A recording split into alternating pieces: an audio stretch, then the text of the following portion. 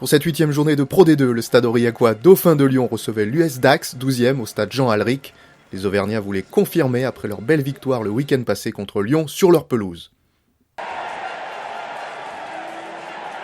Les coéquipiers de Maxime Petitjean vont rapidement prendre les choses en main avec une mêlée dominatrice. Après plusieurs épreuves de force, le pack de l'US Dax se met à la faute et M. Noireau accorde un essai de pénalité après 5 minutes de jeu. Un essai transformé par Maxime Petitjean.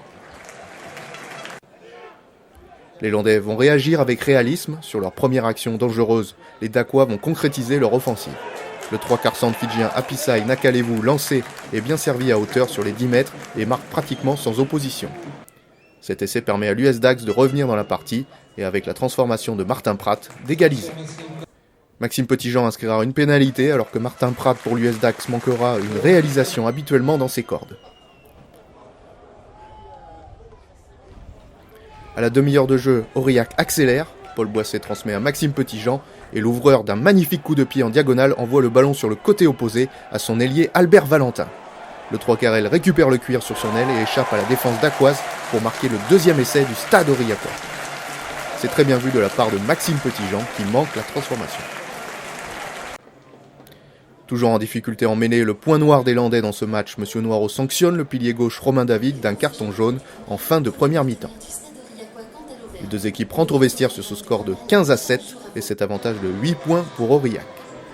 L'équipe de Dax va jouer ce début de deuxième période en infériorité numérique, mais une faute du flanqueur aurillacois Pierre Roussel va équilibrer les débats. Le troisième ligne reçoit lui aussi un carton jaune.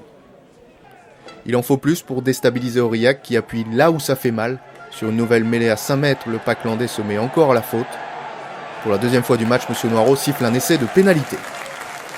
Maxime Petitjean transforme et Aurillac prend le large dans cette partie tout en se rapprochant du bonus offensif. 10 minutes après, le pack rouge et bleu enfonce son homologue sur une touche à 10 mètres. Les avants auvergnats s'écroulent dans l'embut. Après concertation, M. Noireau accorde l'essai. C'est le troisième ligne centre, Utu Maninoa, qui marque cet essai en force après un bon travail du paquet d'avant. C'est l'essai du bonus offensif pour Aurillac.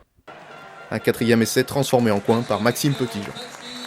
Mais les Cantalous ne garderont pas ce bonus très longtemps, les Landais ne lâchent pas le match et vont priver les Aurillacois de cet avantage.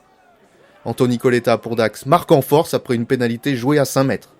M. Noireau demande l'avis de son assistant et accorde l'essai au troisième ligne L. Cet essai prive Aurillac d'un bonus offensif. La transformation ne passe pas.